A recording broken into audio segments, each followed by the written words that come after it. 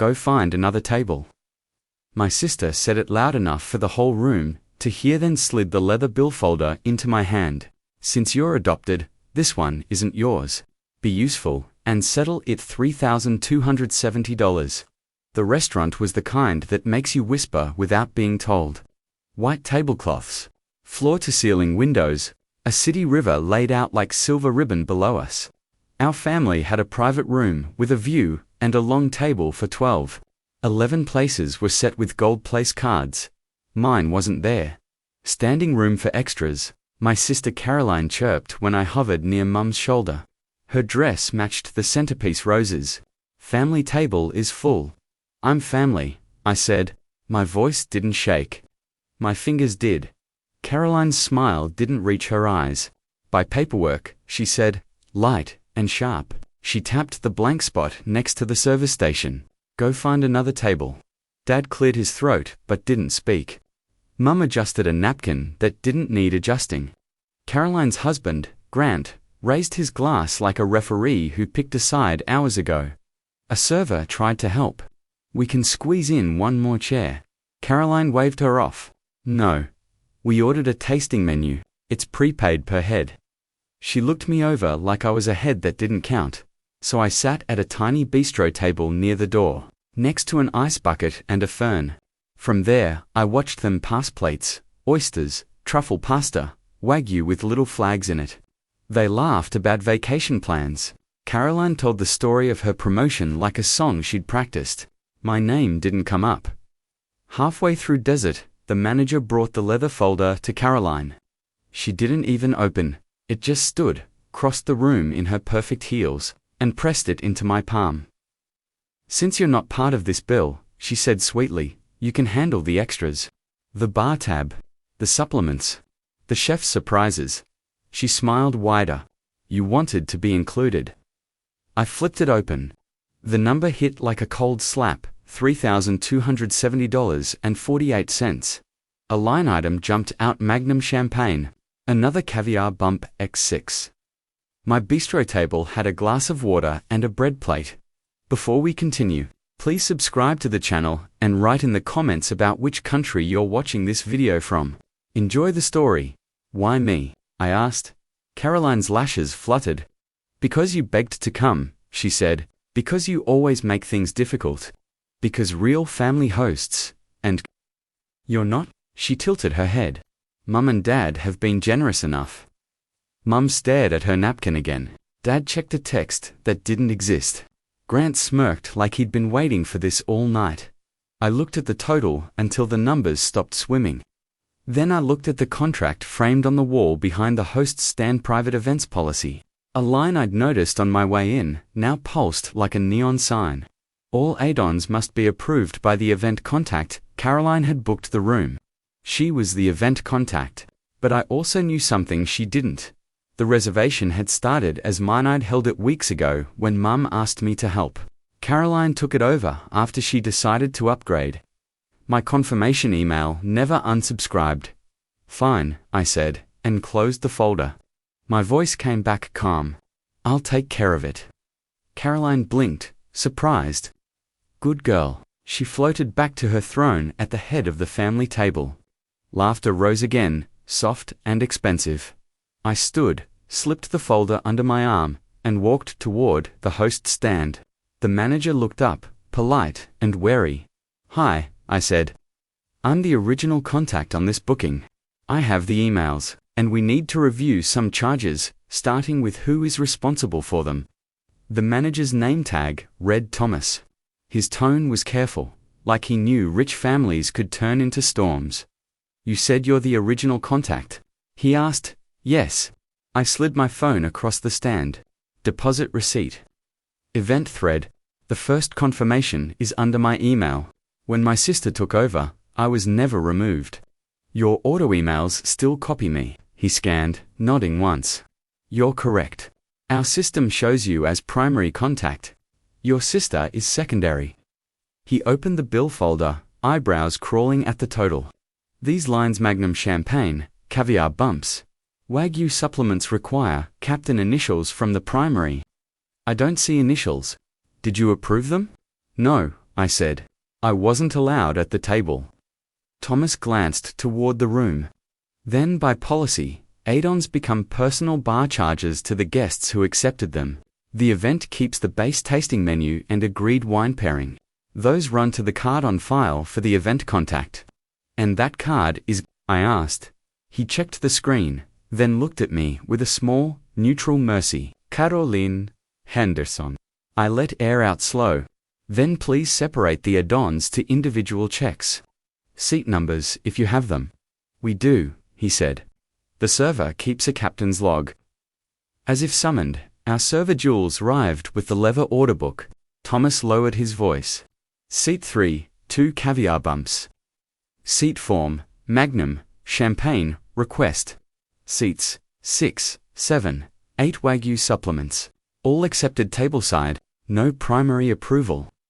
Jules looked at me, apology soft around her eyes. I tried to get a signature. Your sister waved me off. Not your fault, I said. Behind us. Laughter flared at the family table, then dimmed. Caroline had noticed where I was. Her mouth went thin. She stood and came our way, Grant drifting behind like a shadow with a watch. What exactly are you doing? She asked, sweet as a blade. Following your contract, I said. Add-ons need primary approval. I'm primary. I didn't approve. So your guests pay for their extras. The base menu goes to your card. Her smile snapped. No. You'll pay the bill I handed you. Thomas stepped in. Even, Ms. Henderson, our policy is clear. Without primary initials, we cannot attach add-ons to the event. We will separate the supplements to the guests who ordered them. The base fee runs to your card on file. Grant huffed. We're not doing 20 checks like it's a sports bar. We can do 3, Thomas said smoothly. Champagne to the requester. Supplements to the accepting seats. Base event to the host. Gratuity remains on the base unless you prefer to adjust upward. Caroline's nails tapped the marble. This is ridiculous. She's not even family. The word hit the tile and bounced. Thomas's face didn't change, but Jules did. 2 hosts looked up. I kept my voice low. I am legally family. My last name matches the card you're about to run. Thomas cleared his throat. We don't adjudicate blood, he said. We follow contracts. Shall I proceed? Caroline leaned in so only the 3 of us could hear. If you do this, you'll regret it, she whispered. You want a seat at my table? You just burned the table. I thought of 11 place cards and the empty 12th. I brought my own chair, I said. You handed me the bill. Thomas nodded to Jules. Print itemized splits. Seat numbers 3, 4, 6, 7, 8. Event base to host. Caroline's laugh cut the air. Wait until Mum hears. Mum's heard everything tonight, I said. She just pretended not to. Jules hurried off. The printer in the service alley chirped like a small bird. Thomas turned the folder, pen poised. We'll comp your bread and water, he murmured to me. Not because you need it, but because that was unkind. Thank you, I said. Caroline stepped back, eyes bright with mean light. This isn't over, she said. It's just getting accurate, I answered. From the family table. Dad finally stood. He could see the service station. He could see Thomas stacking checks. He could see Caroline's hands. He could see me. Jules returned with 3 neat stacks. Magnum Champagne, seat 4. Supplements, seats 3, 6, 7, 8. Event base host, Caroline Henderson. Copies of the signed BEO banquet event order lay on top. The line about primary approval highlighted. Thomas set a pen on the marble. We'll bring the pads to the table, he said. Would you like to come, or should we present? Present, I said, and leave mine right here. He nodded. As you wish. Jules lifted the trays. Caroline watched them go toward her perfect roses and her perfect laugh. Enjoy your table, I told her. I'll enjoy the policy. Jules walked the trays to the long table like she was carrying live wire. Thomas and I followed a step behind. Pardon me, Jules said, voice steady. We're presenting the add-on checks as required. She set the first pad by Grant. Magnum Champagne, requested at seat 4. Signature here. Grant laughed like it was a trick. Caroline's handling the bill. Thomas answered before she could. The event base runs to the host card. Add-ons, without primary approval, are paid by the guest who accepted them. Grant's smile dropped half an inch. He reached for the pen, then looked at Caroline. She stared at the total $1,4 and her jaw ticked. We'll see about this, she said. Jules set the next check at seat 3, Caroline's college friend. 2 caviar bumps. The friend went pink and stared at her water. Then seats 6, 7, 8 Wagyu supplements. They landed in front of Mum, Dad, and Caroline herself. The little flags had been cute. The numbers weren't. Dad cleared his throat. Put it all together, he told Thomas, trying on authority. We're not doing this itemized nonsense. Thomas kept his tone even. Sir, we're following your signed BO. The primary didn't initial any tableside changes. We have captain's log notes. He nodded toward me. Ms. Henderson is the primary. Murmurs slid down the table. Family turned into an audience. Caroline laughed sharp. Primary, by a typo. She's not even, she caught herself, too late. She's not. Jules' eyes flinched. 2 strangers at the next table went quiet.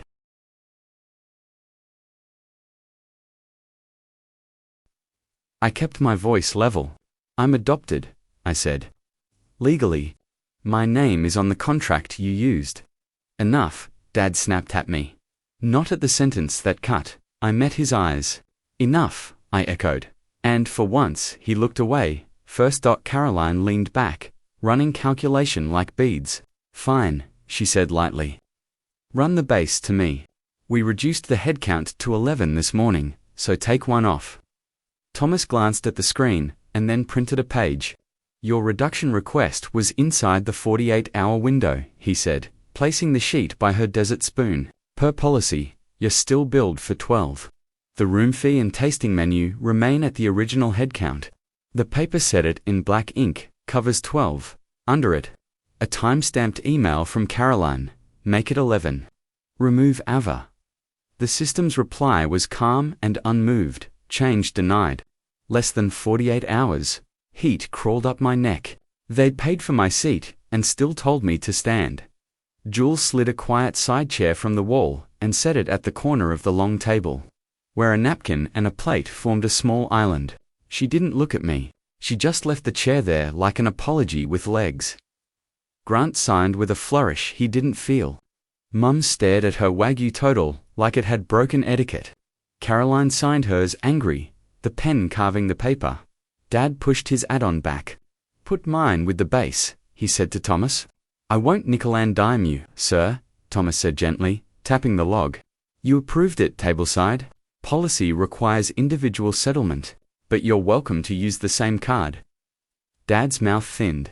He took the pen and wrote his name like it cost him. Caroline's friend at seat 3 whispered, Can I Venmo you later? To no one in particular. Jules heard and stayed silent. Mum breathed in through her nose. This is ugly, she told Caroline, meaning the moment, not the word she'd let sit on the table. Caroline stabbed a berry with her fork. Should have let me handle it without drama, she said. Eyes on me. Drama is a spotlight, I said quietly. This is a receipt. Thomas gathered the signed pads, left the base check face down by Caroline's plate, and nodded to me. We'll settle at the stand. Caroline scoffed. Don't go far, she called after him. We're not done. He didn't answer. He didn't need to. I turned to leave, then paused. One more question, I asked Thomas. The host credit due, you still award it to the primary. The email mentioned a future dining certificate for booking the private room. Thomas's mouth almost smiled. Yes, he said. It's attached to the original contact. Caroline's head snapped. What credit? The one the restaurant gives for large events, I said, eyes on Thomas. The one you forgot when you changed my reservation. Thomas printed a small envelope with my name on it and slid it across the stand. For you, Miss Henderson, he said softly. We appreciate organized hosts. Caroline's laugh came out wrong. You don't even have a table. I looked at the corner chair with the waiting plate. I looked at the bistro table by the fern where I'd started the night. I looked at the envelope with my name. I do now, I said. And a date for later. Grant checked his watch like time could save him. Dad watched the service station like a man, realizing which card was actually on file. Mum pinched the bridge of her nose. Across the room, a couple clapped softly for a birthday song that wasn't ours. The city river kept shining like it didn't care. Thomas tucked the signed checks into the folder. We'll be right back with copies, he said. Then, lower. To me, anything else you want notated before we close? I nodded. Yes, I said. Add a note to the event file. Primary denied tableside access. And please bring the GM for a quick word. Caroline's smile cracked. Why? Because, I said, calm as water, we're not finished deciding where I sit. Thomas returned with a woman in a dark suit and calm eyes. GM, Maya Patel. She shook my hand like we were starting a meeting, not mopping one up. Double quotes, Ms. Henderson, she said. Thomas briefed me. You're the primary on the event. You were denied table access. Let's fix that. Caroline's smile sharpened. There's nothing to fix. We reduced the head count to 11. She's not sitting here. Maya glanced at the BOI and the email copies Thomas had printed. The reduction was inside 48 hours, she said evenly. So you're billed for 12, which means we will serve 12. If the 12th guest is not seated at the main table, we consider that a service obstruction by the host. Grant scoffed. You can't make us add a chair. We don't make, Maya said. We comply with the contract. If service is obstructed, we pause the event and may release the room to protect staff. She looked at Caroline, kind but immovable. We'd all prefer not to do that. Silence pulled. Fawkes paused. Mum's hand curled against her napkin. Dad stared at the BO like it owed him money. Maya turned to me. Ms. Henderson, where would you like your seat? I looked at the long table, the gold place cards, the roses, the empty space where a chair could fit.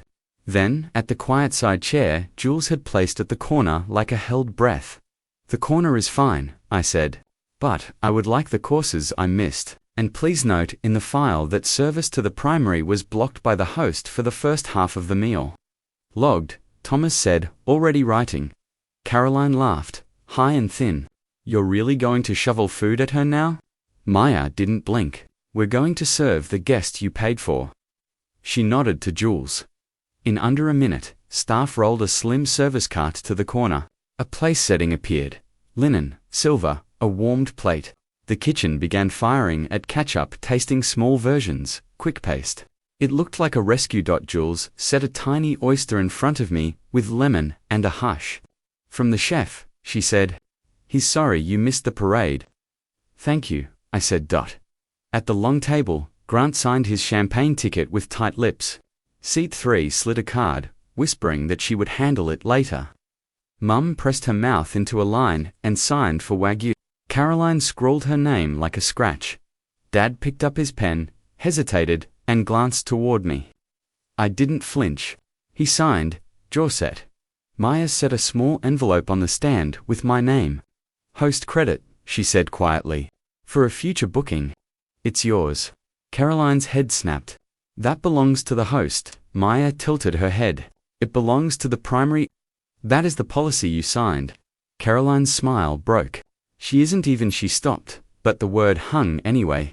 Sour and loud, BHR. Maya set her palm on the leather folder.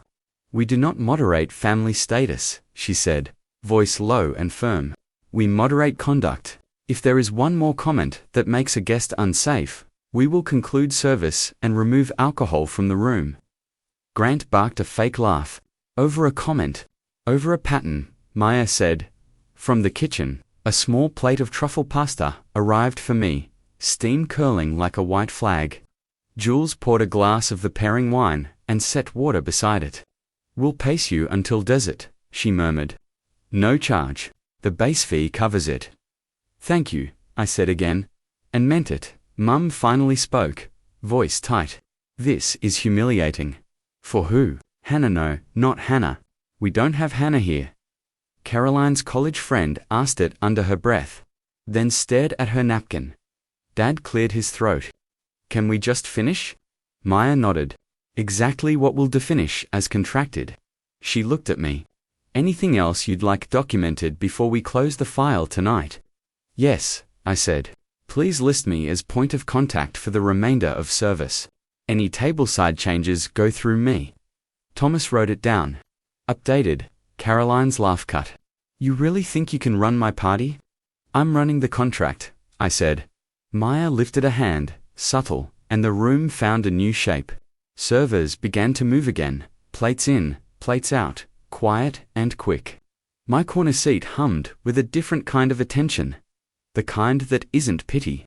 The kind that says you belong because the rules say you do, and because you booked the room. And because you are a person with a plate, Thomas slipped copies of the signed add-ons to each seat like tiny mirrors. He left the base check by Caroline's right hand. Face down, pen on top dot, at my elbow, Jules whispered. Desert will be a split your plate will come with theirs so it lands together. Perfect, I said. Maya gathered the folder. We'll settle at the stand, she said to Caroline. Caroline didn't look up. Bring my card, she snapped. I'm not coming up there like a criminal. Maya's expression didn't change.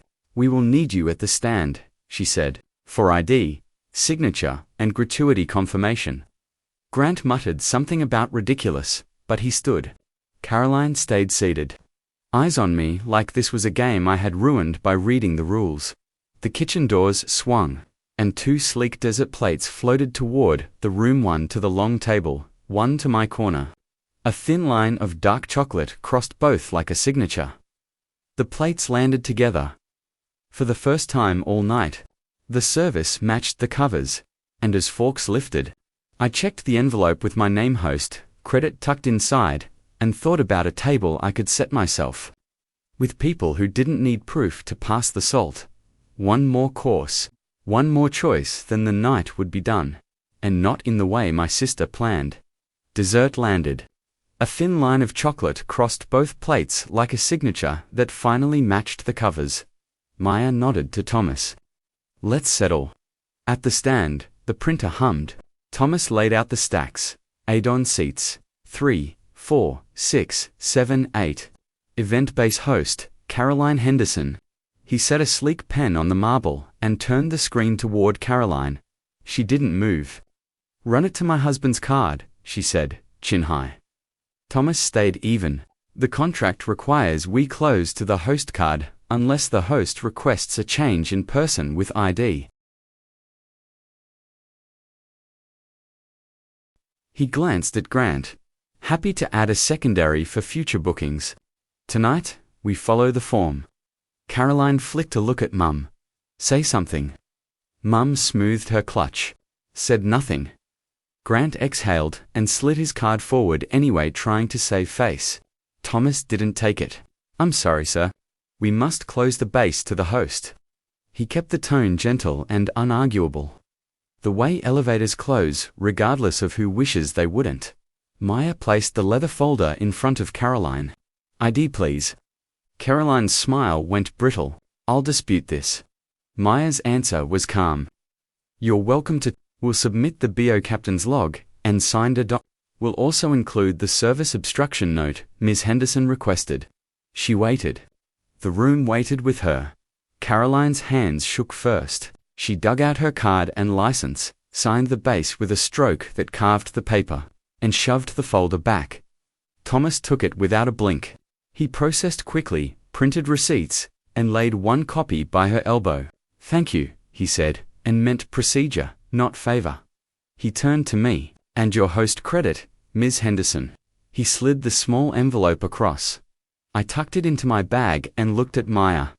Can we book something now? I asked. Same room. 12 seats. Next month. Maya's eyes warmed. We can. Thomas pulled up the calendar. Friday the 15th. Dinner for 12. Primary Ava Henderson. He paused at the name like a small salute. Any notes? Yes, I said. No reductions inside 48 hours. Add-ons require primary initials at the table. And a glance toward the long table, then back.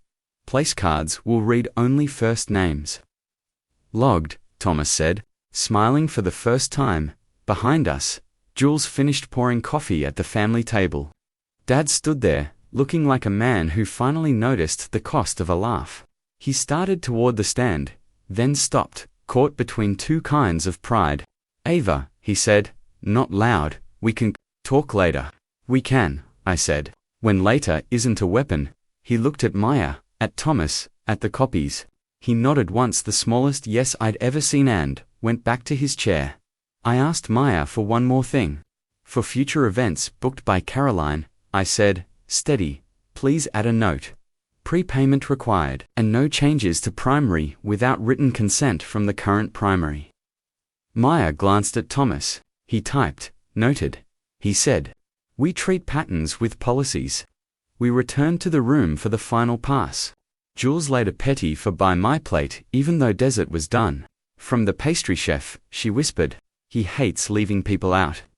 "Tell him I know the feeling," I said. At the long table, Caroline slid her signed receipt under her plate like a secret. Grant checked the tip line on his, and upped it, a notch guilty, maybe, or practical. Mum stared at the river, where the city lights looked like they belonged to everyone. I stood, lifted the napkin from the quiet corner chair, and folded it carefully.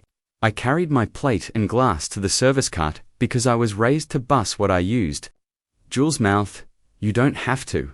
I mouthed, "I know." On my way out, I set a small white envelope by the terminal, "Not from the host, credit my money." "For Jules and Thomas and the kitchen," I said. "For keeping the rules warm." Maya held the door. "We'll see you on the 15th, she said. With 12 chairs, outside, the winter air felt honest. I pulled my coat close and walked past the window. Inside, my family looked smaller through the glass, not because they were, but because I'd finally stepped far enough away to see scale. On the sidewalk, my phone buzzed. A text from an old friend. "How was dinner?" I took a picture of the host credit envelope with my name and the reservation confirmation below it. "Dinner, 12-primary, Ava," I typed. "I've got a table next month. My guest list, my rules. Want a seat?" Her reply was instant. "Always." I put my phone away and looked back one last time. Caroline lifted her glass and said something I didn't need to hear. The river kept moving. The lights kept belonging to whoever could see them. They told me to find another table, so I did. I found policy. I found my seat, and when they handed me a $3,270 bill to make me small, I turned it into a reservation with 12 names I'll say out loud, with room for one more. In case anyone ever decides to come hungry and kind, the door shut behind me. Soft as a final course. The next table I sit at won't ask for proof. It will pass the salt.